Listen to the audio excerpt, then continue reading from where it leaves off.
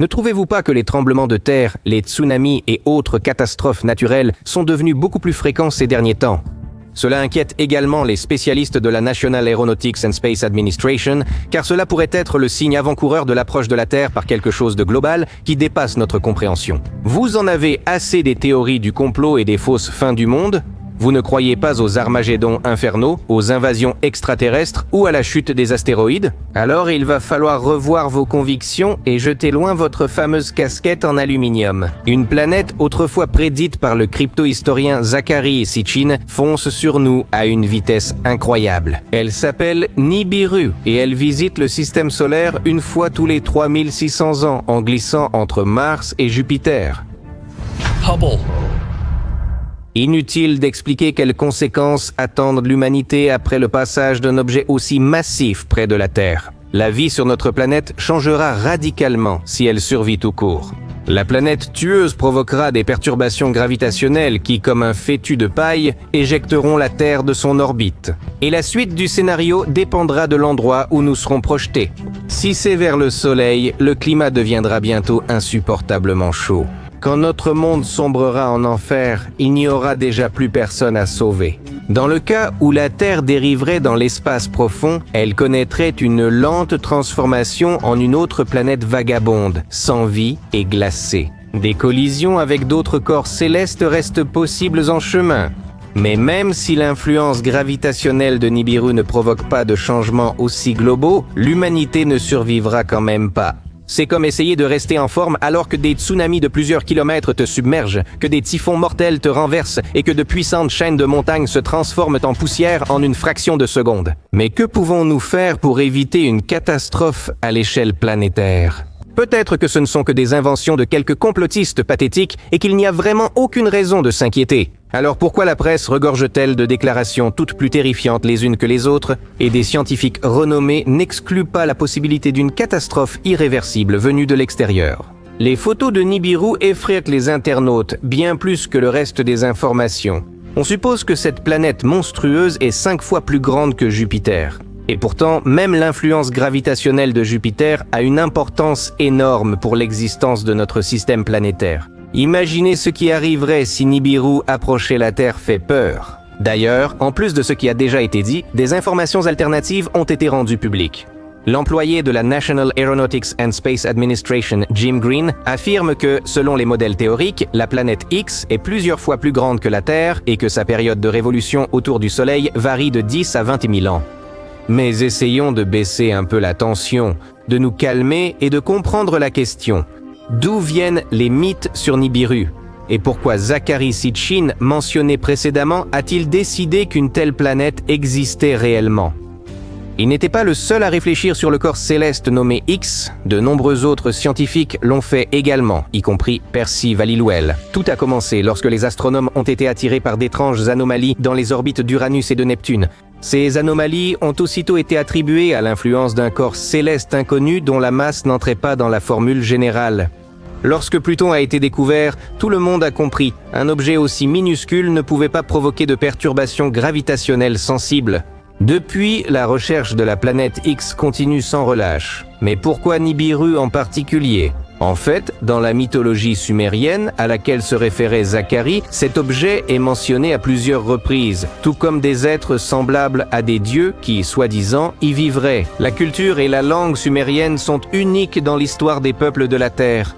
C'est de là que vient la légende sur l'origine extraterrestre de l'ancienne civilisation. Mais ce fait n'était pas connu seulement de Sitchin. Le gouvernement mondial l'ignore-t-il vraiment?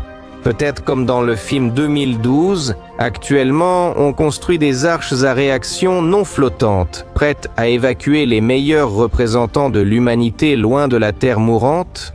Réfléchissez, ça ne vous rappelle rien? Pour les personnes attentives, la très médiatisée SpaceX viendra aussitôt à l'esprit. Vous ne trouvez pas de parallèle avec la planète X? Il est évident qu'Elon Musk, disposant d'informations actuelles et pressentant les convulsions imminentes de notre planète en fin de vie, entreprend activement des tentatives pour s'échapper d'ici le plus rapidement possible. Pour être tout à fait franc, le comportement du dirigeant nord-coréen Kim Jong-un suscite également des inquiétudes. Certains tabloïds affirment que les essais de missiles en Corée du Nord ne visent pas à effrayer la planète, mais au contraire à sauver le monde, car de cette manière, le vieux Kim s'entraîne en vue d'une attaque contre Nibiru qui s'approche. Vous aussi, vous trouvez que c'est complètement absurde? Sachez que nous sommes d'accord avec vous. Oui, la Terre est un corps céleste comme les autres, et par conséquent, elle est potentiellement exposée à des attaques extérieures. Mais Nibiru et les soi-disant Anunnaki qui y vivraient, c'est vraiment exagéré. Voici quelques réfutations tout à fait logiques, à notre avis, qui servent de preuve que les rumeurs sur la mort imminente de la Terre sont largement exagérées. Zacharia a-t-il eu tort? L'américain partisan des paléocontacts a mal traduit les textes sumériens, notamment là où Nibiru est dite la 12e planète. C'est l'avis de la grande majorité des scientifiques. En revanche, le fait que cet objet ait été identifié à Jupiter est un fait documenté. Il est donc probable que le sumérologue amateur se soit trompé et ait induit les autres en erreur. Elle n'existe pas. Les astrophysiciens sont convaincus qu'une planète avec une telle masse et une telle orbite ne peut absolument pas exister dans le système solaire. De plus, le nuage de Oort ou la ceinture de Kuiper, où Nibiru apparaîtrait tous les 3600 ans, sont des lieux très défavorables à la vie. Encore une fois, il s'agit des mystérieux Anunnaki. On peut juste dire que la température approche le zéro absolu. Encore une apocalypse? Combien de fausses prophéties avez-vous vues? 10? 15? 20? On nous a promis une plongée dans un trou noir artificiel créé par le collisionneur de Hadron. On nous a prédit la mort de l'humanité à cause de l'impact d'Apophis. On nous a annoncé une guerre mondiale, une pandémie mondiale. Peut-être faisait-il référence au coronavirus dont, soit dit en passant, aucun participant au jeu des médiums n'a parlé. Mais nous avons survécu à tout cela sans encombre. Dans le futur, la Terre pourrait faire face à la famine à cause de la surpopulation, de catastrophes écologiques ou d'une invasion de boue grise. Nous ne sommes pas à l'abri des sursauts gamma de supernovas, des éruptions de supervolcans, etc. Jusqu'ici, heureusement, aucune prévision ne s'est avérée exacte. La Terre est parfois secouée, et ce n'est pas la première fois. Rappelez-vous combien de cataclysmes se sont produits au cours de toute l'histoire de la planète. Il y a eu plusieurs périodes de glaciation globale qui ont anéanti toute vie, la collision avec un astéroïde qui aurait soi-disant détruit les dinosaures et l'impact mystérieux de Theia dont les débris auraient provoqué la formation de la Lune. Pourtant, nous vivons et la civilisation progresse, cherchant obstinément la singularité technologique. Alors, pas de panique, Elon Musk, Jeff Bezos et les autres puissants sont toujours sur Terre. Les continents ne vont pas bientôt former une Pangée et il pleut sans trace de météores. Cela signifie qu'il faut chasser de son esprit les scénarios de fin du monde, car le véritable apocalypse n'avertira pas de son arrivée. Il est fort probable que la mort surviendra soudainement et la conscience collective des terriens s'éteindra simplement, comme un téléviseur privé d'alimentation électrique.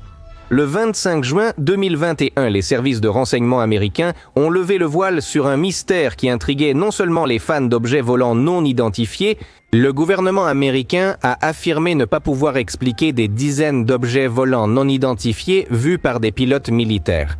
Le rapport publié par le ministère de la Défense mentionne 144 signalements de phénomènes d'objets volants non identifiés détectés depuis 2004 et tous, sauf un, restent inexpliqués.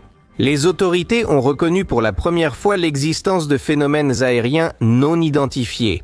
Les renseignements américains redoutent que des adversaires étrangers collectent des informations, ce qu'ils voient comme une menace pour la sécurité nationale. Cependant, l'origine extraterrestre de ces objets n'est pas exclue. Pourquoi la vérité nous a-t-elle été cachée pendant plus de 70 ans ?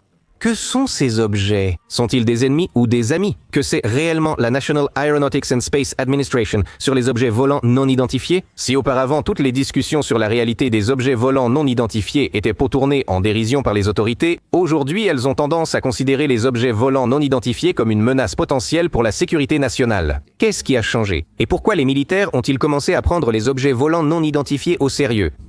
Durant des années, des événements étranges et parfois terrifiants ont eu lieu dans le monde, sans explication. Le 7 janvier 1948, le capitaine Thomas Mantell a reçu l'ordre de poursuivre un objet volant non identifié dans l'État du Kentucky. Lorsqu'il a atteint 6700 mètres, son avion et l'objet volant non identifié ont disparu des écrans radars, bien que la radio captait encore son rapport sur l'approche d'un certain objet. Cette chose semble métallique et de taille énorme. Ce furent ses derniers mots. À 5 heures du soir, le corps de Mantell a été retrouvé au milieu des débris de son chasseur. Que s'est-il passé? L'avion de Mantell a-t-il vraiment été détruit par un objet volant non identifié? On sait que les militaires ont emporté et scellé chaque boulon de son avion. Le responsable du projet a ensuite affirmé que Mantell n'avait vu que Vénus. On continue. Au début des années 1950, l'astronaute américain Gordon Cooper a déclaré avoir vu un objet volant non identifié. Avec son coéquipier, il a poursuivi à bord d'un chasseur au-dessus de l'Allemagne d'étranges disques lumineux. Il a aussi vu plusieurs fois d'étranges objets valsant dans le ciel au-dessus d'une base militaire américaine. Gordon Cooper a accusé le gouvernement américain d'une politique de mensonge et de dissimulation qui dure depuis des années, de cacher délibérément au public de nombreux faits concernant le phénomène objet volant non identifié. Selon l'astronaute, tous les gouvernements participent à un complot et taisent la présence d'extraterrestres sur Terre. Il pensait qu'au niveau officiel, toute information à ce sujet était tournée en ridicule et discréditée. Selon la loi, les services de presse de la National Aeronautics and Space Administration doivent signaler tout phénomène spatial. Mais, pour une raison quelconque, certains d'entre eux sont soigneusement cachés pendant de nombreuses années. Il semble que ce que la National Aeronautics and Space Administration craint le plus au monde, c'est le mot objet volant non identifié et ils l'appellent des phénomènes atmosphériques. Il est possible qu'ils en sachent plus que nous. Admettez-le, si les objets volants non identifiés étaient inoffensifs ou de simples inventions d'hallucinés, ils ne seraient pas gardés dans des dossiers secrets. Il est possible que les autorités aient peur d'admettre qu'il existe des choses contre lesquelles elles ne peuvent pas nous protéger. Par exemple, en 1952, une escadrille entière d'objets volants non identifiés a survolé le Capitole. Ils ont été vus par des pilotes, des radars et de simples passants. Les objets effectuaient des accélérations et des virages inimaginables, des choses qu'aucun avion de l'époque n'aurait pu accomplir. Exactement une semaine plus tard, un objet volant non identifié est réapparu au-dessus de la Maison-Blanche. Lorsque les chasseurs sont arrivés, ils étaient toujours là, mais ensuite ils ont disparu. Le Pentagone a attribué cet événement à une inversion des courants aériens et affirme enregistrer des centaines de cas similaires ailleurs. Mais les chasseurs envoyés en alerte sont inutiles. On a l'impression que quelqu'un veut que nous ne posions pas de questions inutiles, que nous croyions aux histoires de Vénus, de météorites, de mirages, d'inversion des courants aériens. Mais pourquoi ? Il est possible que sous le masque des objets volants non identifiés se cache une technologie secrète, que l'on garde délibérément secrète pour l'instant. Les hypothèses peuvent être multiples. On peut tout à fait supposer que l'United States Air Force mène certains développements et qu'il leur est avantageux que les gens les prennent pour des objets volants non identifiés et si c'était une arme secrète de la Russie ou de la Chine. Il y a déjà eu une histoire similaire autrefois. En 1961, les relations entre les États-Unis et l'Union des républiques socialistes soviétiques étaient extrêmement tendues. Les deux pays étaient au bord du conflit. L'une des raisons était d'étranges disques argentés qui survolaient de temps en temps le territoire de l'Union des républiques socialistes soviétiques depuis la zone du pacte de Varsovie. Ils traversèrent le ciel très vite, à des altitudes inaccessibles. Un temps, en Union des républiques socialistes soviétiques, on pensait à des manœuvres de l'OTAN. L'OTAN croyait que c'était des espions soviétiques, mais il est vite devenu évident qu'aucun des deux camps ne possédait les secrets d'une telle technologie. Les ufologues sont convaincus que ces objets volants sont extraterrestres, car aucun terrien ne pourrait supporter une telle accélération. Dans les années 1970, le programme Initiative de défense stratégique a été lancé, surnommé la guerre des étoiles, destiné à se protéger des missiles nucléaires soviétiques. Cela pourrait n'avoir été qu'une couverture pour une guerre secrète en orbite, un écran de fumée visant à créer une arme avancée pour protéger l'humanité des objets volants non identifiés. Et la clé des secrets de la National Aeronautics and Space Administration est-elle ici? Peut-être que la guerre des étoiles a déjà commencé et que nous n'en savons rien. Peut-être que la National Aeronautics and Space Administration essaie d'empêcher une panique générale? Quoi qu'il en soit, ces dernières années, les autorités américaines ont changé d'attitude et ont cessé de se moquer des personnes qui auraient vu des objets volants non identifiés. Le Pentagone a même confirmé l'authenticité de plusieurs vidéos.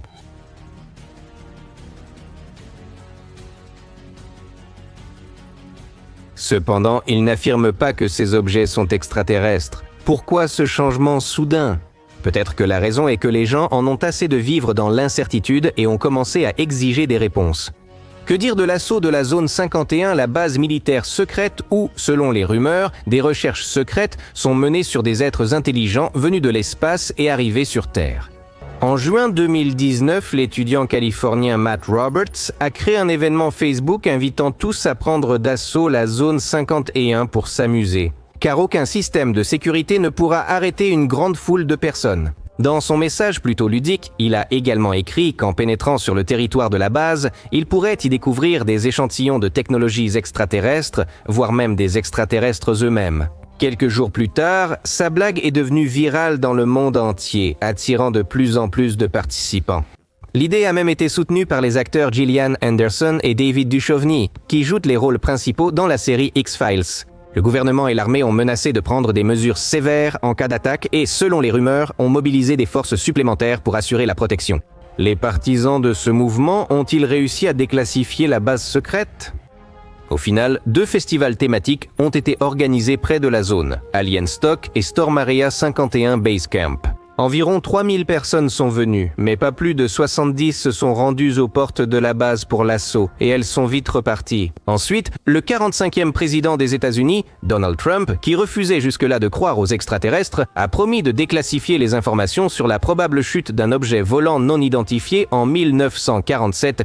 Il s'agit du propriétaire d'un ranch au Nouveau-Mexique qui a découvert les débris d'un appareil inconnu. Cependant, les représentants de l'armée de l'air américaine ont alors déclaré qu'il s'agissait d'un ballon météorologique utilisé dans le cadre d'un projet secret. Pensez-vous que nous saurons un jour ce que c'était réellement ?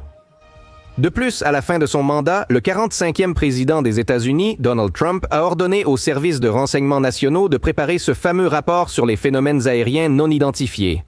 À la même époque, le Pentagone a publié une vidéo de la marine américaine filmée en 2004 et 2015. On y voit des objets volants inhabituels, sphériques et lumineux.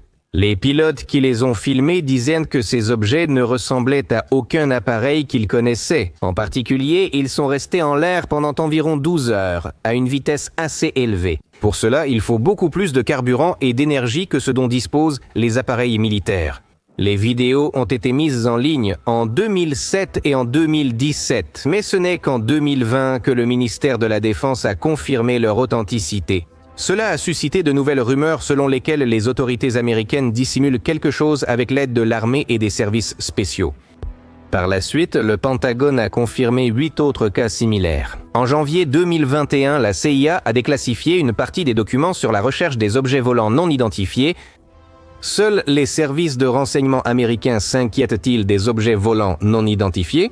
Mais il n'y a pas que les autorités américaines qui cessent de plaisanter sur le sujet des objets volants non identifiés. Par exemple, Bill Nelson, le directeur de l'Administration nationale de l'aéronautique et de l'espace, National Aeronautics and Space Administration, est également intéressé à poursuivre les recherches sur les objets volants non identifiés. Nelson souligne qu'aucun haut responsable du secteur spatial ne sait exactement ce que sont les objets observés par les pilotes de la marine américaine. Nous ne savons pas si ce sont des extraterrestres. Nous ne savons pas si ce sont des ennemis. Nous ne pensons pas qu'il s'agisse d'un phénomène optique en raison des descriptions fournies par les pilotes de la marine. Mais nous voulons savoir. Il est possible que la National Aeronautics and Space Administration fasse également appel aux militaires américains pour l'enquête. Nous vivons une époque très intéressante. Eh bien, maintenant nous en savons un peu plus sur les objets volants non identifiés, mais le rapport du renseignement national américain a-t-il apporté plus de clarté à un phénomène qui, à première vue, semble impossible ? Avons-nous obtenu des réponses à toutes nos questions ? Vous êtes-vous déjà demandé comment meurent les galaxies ? Lorsque l'espace intergalactique cesse de fournir du gaz froid, lorsqu'il n'y a plus assez de ressources pour former de nouvelles étoiles.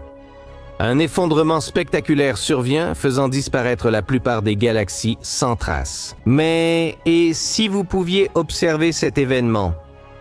Imaginez qu'un objet d'une masse d'1,5 billion de soleils commence à attirer et à absorber, comme un aimant, le gaz des petites galaxies. Peu à peu, il ne reste plus de force pour résister aux grands monstres et une collision se produit. Ensuite, il y a une fusion et boum, ça fait peur, n'est-ce pas ? Mais le plus effrayant, c'est que cet événement s'est déjà produit, et plus d'une fois. En effet, le grand monstre, c'est la Voie lactée, et l'aimant, c'est la gravité. Qui la Voie lactée a-t-elle englouti ? Existe-t-il des galaxies qui ont réussi à survivre ? Que se passera-t-il si la Voie lactée entre en collision avec une galaxie plus grande ? Depuis plusieurs années, le télescope spatial Gaïa observe le ciel et collecte des données pour recenser la population stellaire. Quel est le résultat? Les scientifiques prévoient ainsi la carte 3D la plus précise et vaste de notre galaxie, recensant plus d'1 milliard d'étoiles. Le troisième catalogue Gaïa vient de sortir, avec des données sur près de 2 milliards d'étoiles. Mais au cours de ce travail, le télescope Gaïa a obtenu d'autres données choquantes. La Voie lactée ne peut en aucun cas être amie avec les petites galaxies. Cela a choqué tout le monde. On sait que les galaxies interagissent fréquemment entre elles au cours de leur existence. Parfois, elles s'éloignent dans l'espace et n'ont qu'une influence gravitationnelle mutuelle. Parfois, elles fusionnent en un seul objet. Notre Voie lactée ne fait pas exception. Pendant des milliards d'années, il a absorbé au moins 15 galaxies voisines. Après chacune de ces collisions, il augmentait d'environ 10 millions d'étoiles. Cela se produit pour deux raisons. Premièrement, les petites îles stellaires absorbées ajoutent leurs étoiles à la Voie lactée. Deuxièmement, les collisions de galaxies s'accompagnent de processus violents qui accélèrent la formation d'étoiles à partir du gaz interstellaire. À notre connaissance, 60 galaxies naines gravitent autour de la Voie lactée, dont 12 sont de faibles galaxies satellites en forme de sphère. Elles contiennent si peu d'étoiles et sont si peu lumineuses que la première étoile découverte a d'abord été prise pour une empreinte digitale sur la photographie. Mais il fut un temps où ces galaxies fantômes ne manquaient pas d'étoiles brillantes. Que leur est-il donc arrivé? Le télescope Gaïa a révélé que la plupart de ces galaxies ont formé de nouvelles étoiles en traversant pour la première fois la zone gravitationnelle de notre galaxie. Mais peu de temps après, elles ont cessé de former des étoiles, car la Voie lactée les a privées de gaz, les condamnant ainsi à s'éteindre. Parmi les premières grandes catastrophes cosmiques figure la collision avec une galaxie nommée Kraken par les astronomes, en hommage à la créature mythique. À cette époque, la Voie lactée était 4 fois moins massive, et après leur collision, elle a gagné au moins 13 amas globulaires supplémentaires. On peut encore les identifier aujourd'hui. Était-ce un cas isolé? La réponse pourrait vous surprendre. En effet, la même chose est arrivée à la galaxie naine du Dragon. Il y a 11 milliards d'années, elle a traversé la région de la Voie lactée pour la première fois, a formé de nombreuses étoiles, et c'est tout. Ensuite, une histoire semblable a eu lieu avec la galaxie naine Lyon 1, qui est entrée dans notre galaxie, provoquant l'apparition de nouvelles étoiles à proximité. Depuis lors, ni le Dragon ni Lyon 1 ne créent de nouvelles étoiles. Ils n'ont plus les ressources nécessaires pour cela. Il y a également eu, dans la vie de la Voie lactée, une collision avec la galaxie Héraclès. La masse totale de ces étoiles était d'environ 500 millions de soleils. Une collision aussi massive est un phénomène extrêmement rare parmi les galaxies spirales. Pensez-vous qu'un jour l'homme pourra, ne serait-ce qu'apercevoir du coin de l'œil, l'une des galaxies voisines avant qu'elle ne s'éteigne? Pour l'instant, le principal problème est que l'univers est tout simplement trop immense. Un voyage à la vitesse de la lumière jusqu'à l'étoile la plus proche prendrait plus de 4 ans, et pour atteindre l'autre extrémité de la galaxie, il faudrait plus de 100 000 ans. Que doit donc faire un voyageur spatial intrépide face à cela? Même s'il existait un moyen de se rendre dans une autre galaxie, ce voyage prendrait beaucoup trop de temps. Mais imaginons un instant que cela soit possible. Le corps humain est congelé jusqu'au zéro absolu. Ensuite, les restes congelés sont placés dans un épais conteneur en acier pour éviter les dommages causés par les radiations et même par des éléments mécaniques, comme des collisions à grande vitesse avec des particules de poussière. Le corps humain est alors envoyé dans l'espace, où il voyage 10 000 ans, espérant que robots ou extraterrestres le décongèleront et le réanimeront. En cas de résultat positif, la personne se réveille littéralement et découvre que la civilisation qu'il a envoyée a disparu. Il n'a même pas de raison d'envoyer un message à la Terre. Il est arrivé et tout va bien. Pour que le message atteigne la Terre, il faudrait plusieurs années. Et qui sait si la personne sera encore en vie au moment où le message arrivera sur Terre? En fait, un tel voyage est un aller simple. Seriez-vous prêt à faire cela?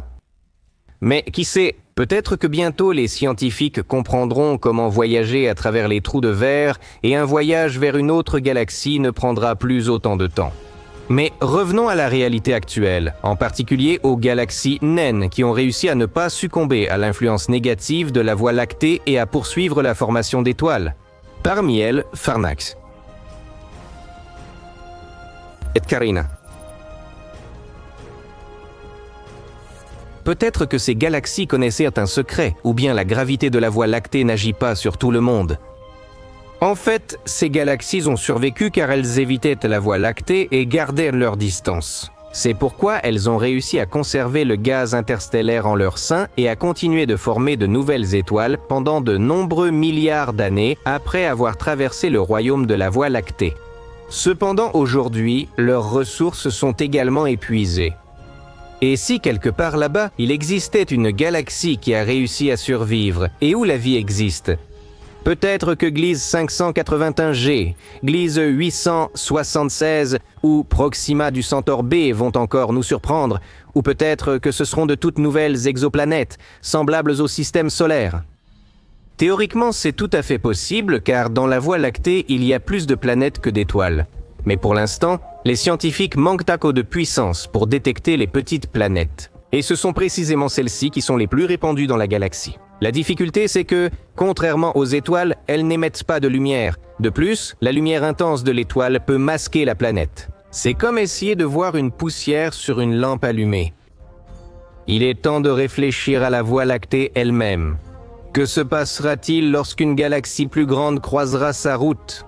L'humanité survivra-t-elle ? Nous ne voulons pas vous effrayer, mais notre galaxie, la Voie lactée, se dirige à grande vitesse vers la galaxie spirale voisine, la galaxie d'Andromède. À un moment donné, au cours des prochains milliards d'années, notre galaxie et Andromède, les deux plus grandes galaxies du groupe local, entreront en collision, ce qui pourrait avoir des conséquences catastrophiques. Un certain nombre d'étoiles seront éjectées des galaxies, d'autres seront détruites et certaines seront absorbées par les trous noirs supermassifs en fusion. La belle structure spirale des deux galaxies sera alors perturbée et une nouvelle galaxie elliptique géante se formera à leur place qui sera peut-être appelée Milkomeda. Les astronomes sont au courant de cette collision imminente depuis plusieurs années. Et d'après la vitesse de déplacement de nos galaxies, ils en ont conclu qu'une telle issue est inévitable. Que faire ? C'est un processus naturel. Lorsque qu'une grande galaxie entre en collision avec une beaucoup plus petite, dans la plupart des cas, elle conserve sa forme, tandis que la plus petite galaxie est déchirée et finit par faire partie de la plus grande. Les astronomes observent de souvent ces collisions. On pense qu'Andromède est déjà entrée en collision avec au moins une galaxie par le passé. Notre galaxie a aussi vécu cette expérience, comme déjà mentionné. Néanmoins, utiliser le mot collision dans cette situation n'est pas tout à fait correct. En effet, le milieu interstellaire extrêmement raréfié dans les galaxies signifie que de véritables collisions entre étoiles ou planètes sont extrêmement improbables. Et si nous avions de la chance et qu'Andromède passait à côté, très probablement non. Selon les dernières données, contrairement à d'autres galaxies, Andromède se rapproche vite de nous.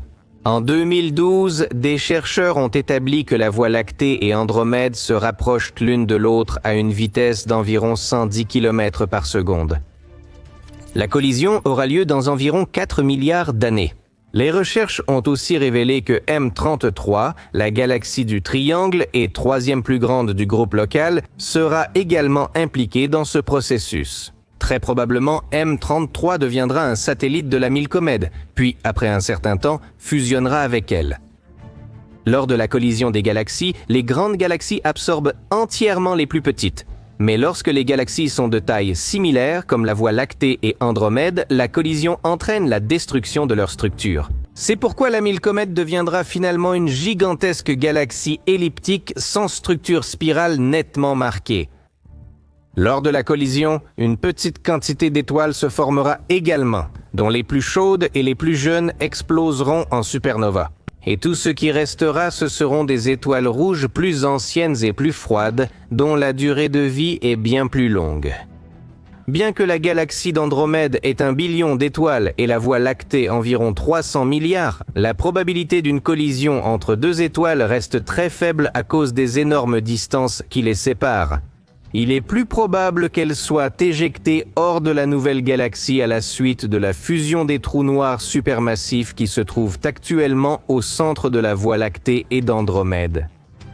Il est fort probable que la collision entre la Voie lactée et Andromède n'aura pas de conséquences négatives pour notre système, à l'exception de la disparition progressive du magnifique ciel étoilé. Êtes-vous prêt pour cela ? Bien que heureusement, ou peut-être malheureusement, nous ne serons pas témoins de ce processus étonnant.